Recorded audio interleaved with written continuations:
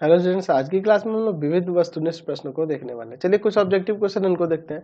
कह रहा वास्तविक संख्याओं के समुच्चय में संबंध छोटा है, निम्नलिखित में कौन सा संबंध है। देखिए क्या है, हम लोग मान लीजिए हम लोग एक रिलेशन आर ले लेते हैं, मान लेते हैं इस तरह से जो हमारे पास क्वेश्चन में दिया उसके अकॉर्डिंग। इसके element order pair A B के फॉर्म में है, जहाँ पे ए बी से छोटा है। ए छोटा है किससे? बी से।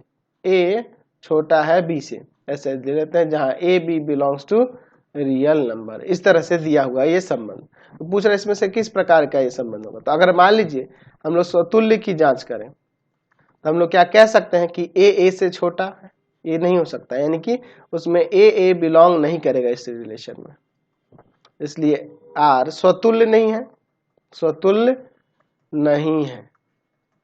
चलिए सम्मित के लिए देख लेते हैं।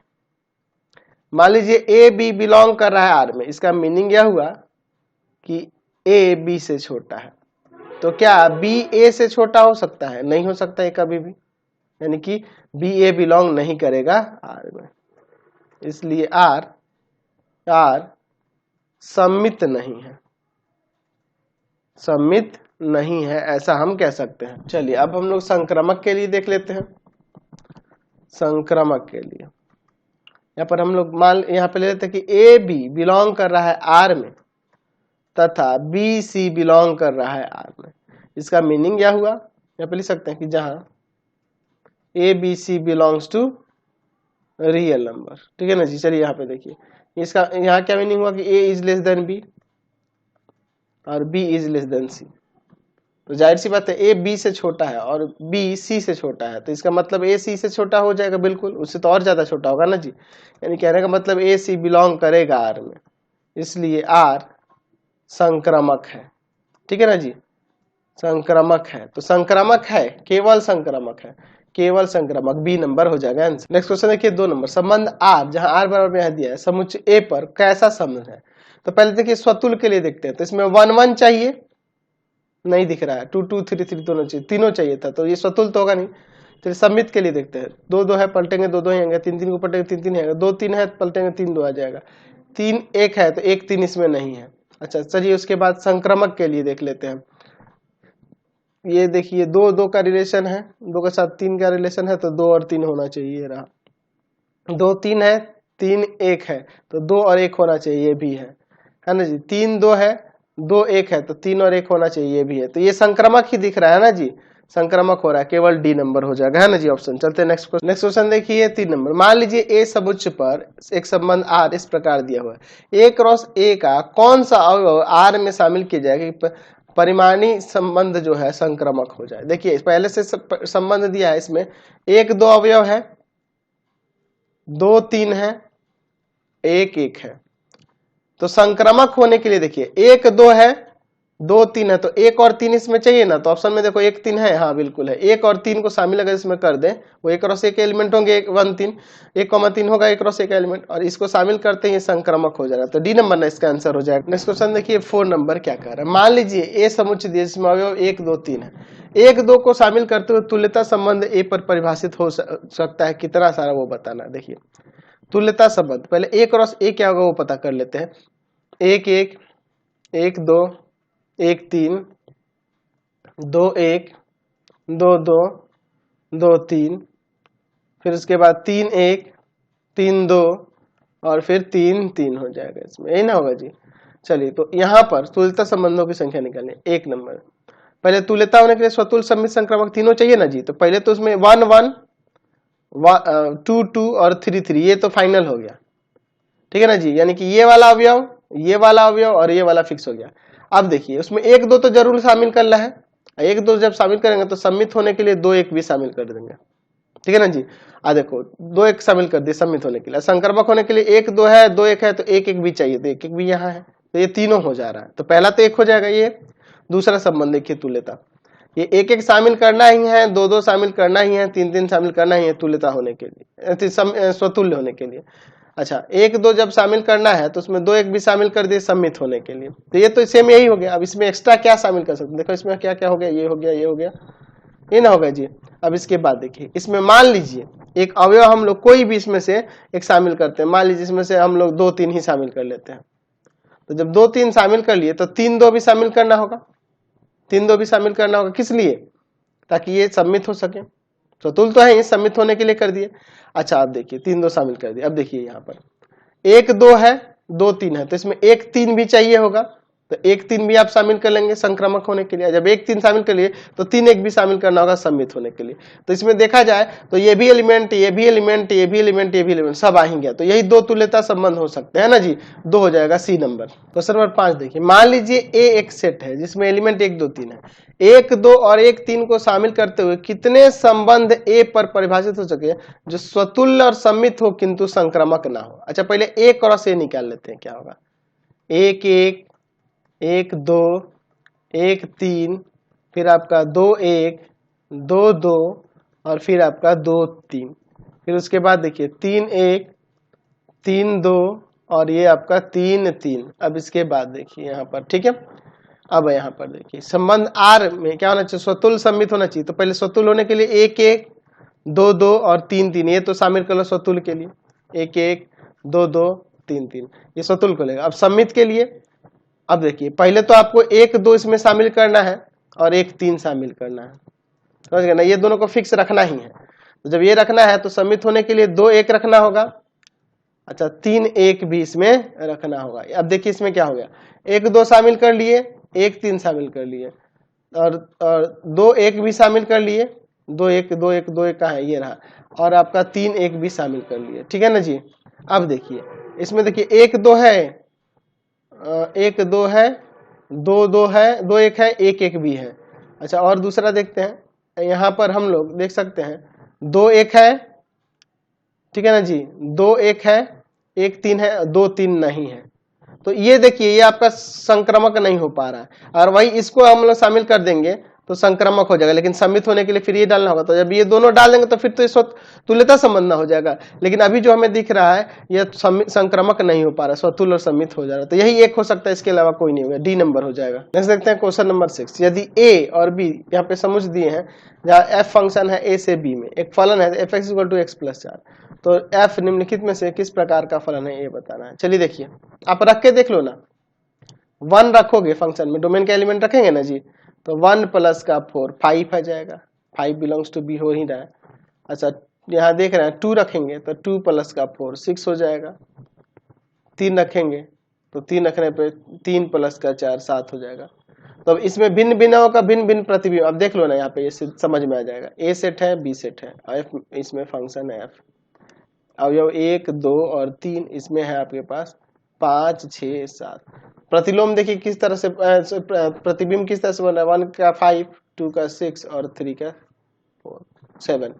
चलिए इस तरह से बन रहा है। तो भिन्न भिन्नों का भिन्न भिन्न प्रतिबिंब है, तो एक ही भी है, और इसमें हर एक के पूर्व प्रतिबिंब इसमें मौजूद है, हर एक एलिमेंट के पूर्व प्रतिबिंब इसमें मौजूद है ना जी। तो यहाँ पे आच्छादक भी है, एक ही आच्छादक हो जाएगा, एक आच्छादक हो जाएगा, बी नंबर हो जाएगा, ठीक है ना जी। 6 का बी नंबर। चलते हैं नेक्स्ट क्वेश्चन पे। नेक्स्ट क्वेश्चन देखते हैं 7 नंबर। यदि ए बी यहाँ पे दिए हुए हैं सेट और एफ एक फलन है ए से बी में इस तरह से, तो एफ कैसा फलन है देख लीजिए। इसको ऐसे एरो डायग्राम से अच्छे तरीके से आप समझ पाओगे। ए बी है, इसमें एलिमेंट है आपके पास ए बी और सी, इसमें एलिमेंट है आपके पास 1 2 3। हम लोग प्रतिबिंब क्या देख रहे हैं जी, प्रतिबिंब देखिए किस प्रकार से दिया है। ए का प्रतिबिंब 1 है, बी का प्रतिबिंब 2 है और सी का भी प्रतिबिंब 2 है। तो ये कैसा फलन दिख रहा है, ये आपका मेनी वन फंक्शन दिख रहा है। दो एलिमेंट का एक ही प्रतिबिंब है, अनेकायक फलन है, ठीक है ना जी। एक अनेकायक फलन है और आपका अंतःक्षेपी भी है, क्योंकि इसके एक एलिमेंट 3 का पूर्व प्रतिबिंब इसमें नहीं है, कम से कम एक एलिमेंट का नहीं होना चाहिए, तो वो भी नहीं है। यहाँ बी नंबर हो जाएगा ना 7 का। नेक्स्ट देखते हैं question number 8। Function F A to R में, जहाँ ए सेट ये है देख लीजिए इसके एलिमेंट, और आर वास्तविक संख्या को समझो, तो F X equal to X square दिया है, तो एफ कैसा फलन है देखिए आप एक करके। एफ -1 रख के देखो, -1 का स्क्वायर करें पे 1 आ जाएगा, जो कि रियल नंबर है, जिसके कोडोमेन से मिल रहा है ना जी। एफ 0 करके देखो, 0 का स्क्वायर 0 है ना। एफ ये भी रियल नंबर है, एफ 1 लिखो, 1 का स्क्वायर 1। एफ 2 रखो, 2 का स्क्वायर 4। एफ 3 का स्क्वायर 9। हम लोग देख रहे हैं कि f -1 रखने पर और 1 रखने पर वैल्यू हमें 1 मिल रहा है, इक्वल मिल रहा है, तो इसलिए ये क्या हो जाएगा, अनेकैक हो जाएगा, अनेकैक हो जाएगा, अनेकैक हो जाएगा। अच्छा, और दूसरा चीज हम लोग देख रहे हैं कि हमें यहाँ जो मान मिल रहे हैं यही ना मिलेंगे, अब इसके अलावा तो और कोई वैल्यू हो नहीं सकता है, लेकिन इसके कोडोमेन में रियल नंबर है, तो इसको छोड़कर बहुत सारे रियल नंबर होंगे जिनके पूर्व प्रतिबिंब इसके प्रांत में नहीं मिलेंगे, इसलिए ये आपका अंतःक्षेपी भी हो जाएगा, अंतःक्षेपी भी हो जाएगा, अनेकैक अंतःक्षेपी हो जाएगा। ठीक है ना जी, डी नंबर हो जाएगा। ठीक है, नेक्स्ट क्वेश्चन देखते हैं 9 नंबर। निम्नलिखित तीर चित्र ग्राफ किस प्रकार के फलन को प्रदर्शित करता है, रिक्त स्थान के सन्निकट नाम से भरे। अच्छा देखिए यह फलन कैसा फलन है, देखिए यहाँ भिन्न भिन्न अवयवों का भिन्न भिन्न प्रतिबिंब है, तो इसलिए एकाएक फलन होगा, और अंतःक्षेपी इसलिए है, अंतःक्षेपी भी है, अंतःक्षेपी भी है। क्यों अंतःक्षेपी है, क्योंकि अंतःक्षेपी इसलिए है क्योंकि हम लोग देख रहे हैं कि इस डी का इसमें कोई पूर्व प्रतिबिंब नहीं है इसमें। यह फलन जो है भिन्न भिन्न अवयवों का भिन्न भिन्न प्रतिबिंब है और हर एक इसके सहप्रांत के सभी अवयवों का पूर्व प्रतिबिंब इसमें है, तो ये एकाएकी और आच्छादक हो जाएगा, एकाएक आच्छादक। ठीक है, अगला देखते हैं। यहाँ दो गो अवयव का सेम ही प्रतिबिंब हो रहा है और इसमें इसके सहप्रांत में अवयव बी का पूर्व प्रतिबिंब इसमें नहीं है, तो इसलिए अनेकैक है, अनेकैक है और अंतःक्षेपी भी है, अंतःक्षेपी भी है, क्योंकि इसमें इस बी का पूर्व प्रतिबिंब इसमें नहीं। नेक्स्ट देखते हैं 9 का डी नंबर। ये देखिए दो अवयव का एक ही प्रतिबिंब है और इसके यहाँ पे हम लोग देख रहे हैं कि सहप्रांत के सभी अवयव का पूर्व प्रतिबिंब इसमें है, तो ये कह सकते हैं कि पहले तो ये अनेकैक है, अनेकैक है और आच्छादक भी है, क्योंकि इसके हर एक अवयव का, हर एक सहप्रांत के सभी अवयव का पूर्व प्रतिबिंब इसमें है। ये देखिए क्या है, ये मेनी वन है, माने अनेकैक है और इसके इस अवयव का इसमें पूर्व प्रतिबिंब नहीं है, इसलिए अंतःक्षेपी भी है। तो यहाँ पर लिख सकते हैं कि अनेकैक अंतःक्षेपी, या हम लोग ये देख रहे हैं कि हर एक बार में फंक्शन एक ऐसा फलन होगा यहाँ पे कि 1 2 3 कुछ भी रखने पर हमें ए प्राप्त हो रहा है, तो इसको अचर फलन भी कह सकते हैं, अचर फलन के नाम से भी कह सकते हैं, या इस तरह से देखें तो यही ठीक है, ये अचर फलन नहीं लिखना। अनेकैक अंतःक्षेपी। क्वेश्चन नंबर 10 देखिए, रिक्त स्थान को भरें। फंक्शन एफ ए से बी में एकाएकी आच्छादक होता है। जब एकाएकी और आच्छादक दोनों होता है तो अगर ए से बी में हो रहा है तो दोनों में अवयवों की संख्या समान होती है, यानी कि number of element in A equal to number of element in B, है ना, यहाँ इक्वल भर देंगे। चलते हैं नेक्स्ट क्वेश्चन। नेक्स्ट क्वेश्चन देखिए 11 नंबर। यदि एफ x1 एफ x2 के इक्वल है तो x1 x2 के इक्वल हो जाएगा for all x1 x2 belongs to A. Function F A से बी में कैसा फलन होगा, तो एक एक फलन के लिए मैंने परिभाषा बता रखा है ना जी, ए नंबर हो जाएगा। नेक्स्ट क्वेश्चन देखिए 12 नंबर। 12 नंबर में क्या कह रहा है कि एफ ए से बी में आच्छादक फलन है। अच्छा, आच्छादक फलन में क्या होता है कि बी के हर एक अवयवों का पूर्व प्रतिबिंब फंक्शन इसमें रहता है, यानी कि F A equal to B होगा, यानी यह ना बी नंबर हो जाएगा। तो नेक्स्ट देखते हैं 30 नंबर। फंक्शन एफ ए से बी में अंतःक्षेपी। अंतःक्षेपी क्या होता है कि बी में कुछ ऐसे अवयव होंगे जिसका पूर्व प्रतिबिंब कम से कम एक ऐसा अवयव होगा जिसका पूर्व प्रतिबिंब इसमें नहीं मिलेगा। तो पूर्व प्रतिबिंब नहीं मिलेगा, इसका मतलब कि इसमें जो भी वैल्यू आएंगे, इसके मान जो भी आएंगे फंक्शन के, वो जो भी मान आएंगे वो प्रॉपर सबसेट होंगे बी के, यानी फंक्शन ए में एक एलिमेंट जब रखने पर, एक एलिमेंट रखने पर फंक्शन में हमें एफ ए मिलेगा और वह एफ ए जो मान होंगे इसके तो एलिमेंट होंगे लेकिन वो प्रॉपर सबसेट होंगे, यानी इसमें कुछ ऐसे भी एलिमेंट होंगे जो इसके इस एफ ए के इक्वल एफ ए में नहीं होंगे, कुछ ऐसे भी एलिमेंट होंगे इस सेट बी में जो एफ ए में नहीं होंगे। इसका मतलब ये ना आता है यानी कि उनका कोई भी प्री इमेज इसमें नहीं मिलेगा, इसका मतलब यही ए नंबर हो जाएगा इसका। नेक्स्ट क्वेश्चन देखते हैं 14 नंबर। दिया हुआ है कि A set X Y Z उसके एलिमेंट है बी में यू वी डब्ल्यू है। यदि फलन एफ ए से बी में F X equal to U, F I equal to B, F Z equal to भी है, तो ये किस प्रकार का फलन है। चलिए इसको देख लेते हैं। यहाँ पे हम फंक्शन दिखा देते हैं एरोडायग्राम से, अच्छा रहेगा, एरोडायग्राम से समझ में आ जाता है जल्दी से। इसमें एलिमेंट है एक्स वाई जेड, इसमें है आपके u v w। यहाँ पर देखिए एक f फंक्शन में एक ये x रखने पे u मिल रहा है, y रखने पे v और z रखने पे भी v मिल रहा है। तो हम लोग क्या देख रहे हैं कि इसमें क्या देख रहे हैं कि दो गो का सेम ही इमेज हो रहा है, तो अनेकैक हो जाएगा, यानी अनेकैक होगा, अनेकैक होगा, यानी कि मेनी वन होगा, मेनी वन हो जा रहा है। अच्छा, और इसमें ये भी देख रहे हैं कि इसमें कुछ ऐसे एलिमेंट है जिसका प्री इमेज इसमें नहीं मिल रहा है। तो यहाँ पर प्री इमेज जब नहीं मिल रहा है तो इसका मतलब ये अंतःक्षेपी भी हो जाएगा, यानी कि आप कह सकते हैं इसको इनटू भी हो जाएगा, इनटू फंक्शन भी हो जाएगा, है ना जी। तो अनेकैक अंतःक्षेपी यानी कि मेनी वन इनटू में से कोई भी यहाँ पे ऑप्शन में नहीं दिख रहा है, यानी कि नन ऑफ दीज हो जाएगा, है ना। नेक्स्ट क्वेश्चन है 15 नंबर, यदि function F R to R जहाँ F X equal to X square से है तो ये किस प्रकार का फलन है। देख लेते हैं इसको। पहले हम लोग ले लेते हैं 1 के लिए चेक कर लेते हैं। हम लोग मान लेते हैं यहाँ पे कि एफ एक्स वन बराबर है एफ एक्स टू के,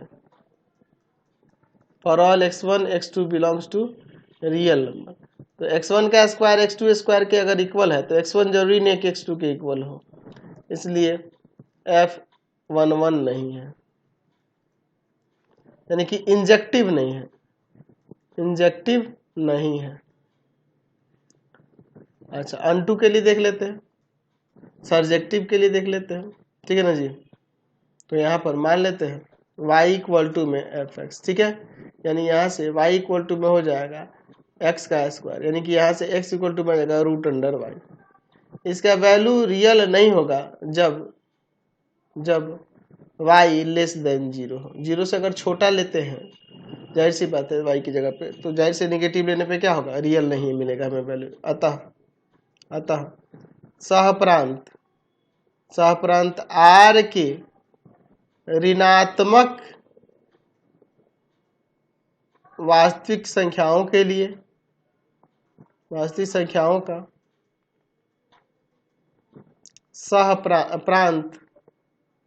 प्रांत R में पूर्व प्रतिबिंब नहीं मिलेगा, इसलिए फंक्शन f अनटू नहीं है, देखिए ना ही इंजेक्टिव है और ना ही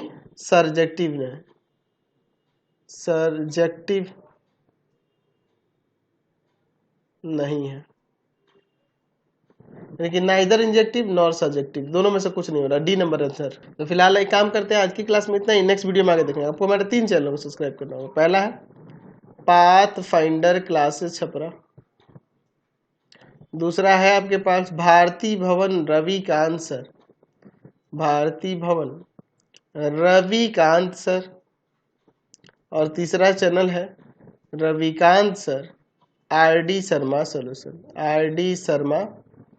सॉल्यूशन। तीनों चैनलों को सब्सक्राइब कर लेंगे। इससे रिलेटेड वीडियो के लिए सीधे डिस्क्रिप्शन में, इससे रिलेटेड नोट्स के लिए गूगल पे जाकर सर्च करेंगे www.ravikantsir.in, और यहाँ जाकर आप सभी क्लासेस के नोट्स, उनके PDF को डाउनलोड कर सकते हैं, पढ़ सकते हैं। इंस्टाग्राम और फेसबुक पे जाकर पाथफाइंडर क्लासेस छपरा को लाइक एंड फॉलो करना नहीं भूलेंगे।